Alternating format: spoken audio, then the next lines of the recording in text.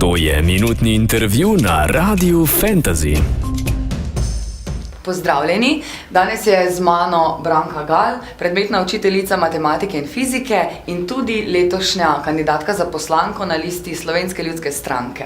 Pozdravljeni. Dober dan. Zdaj bomo pa mi imeli enominutni intervju in sicer jaz sem vam postavljala vprašanja, vi pa mi kar najhitreje poskusite odgovoriti, da boste lahko odgovorili na čim več vprašanj. Ja, malo proti načelom, jaz vedno rečem, razmisli, preden odgovoriš. Okej. Bomo videli, kako bo šlo.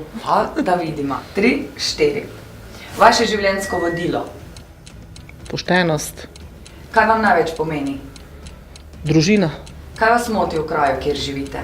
Trenutno nimamo pošte. Kaj vas moti v Sloveniji?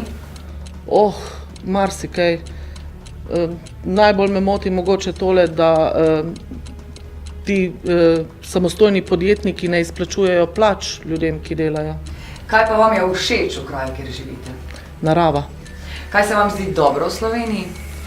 Ja, marsikaj, imamo zelo dobro razvit šolski, zdravstveni sistem, imamo pa pol te luknje v teh sistemih, ki jih pa spet nekateri s pridom uporabljajo. In kako ste lahko vi koristni za državljane?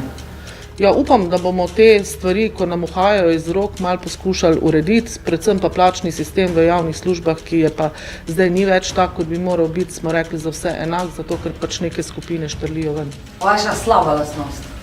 Prav je nedopovedljivost doma. Kaj pa dobra? Dobra, pomagati vsem, nesebična pomoč. Petih smo, evo. To je bil minutni intervju na Radiu Fantasy.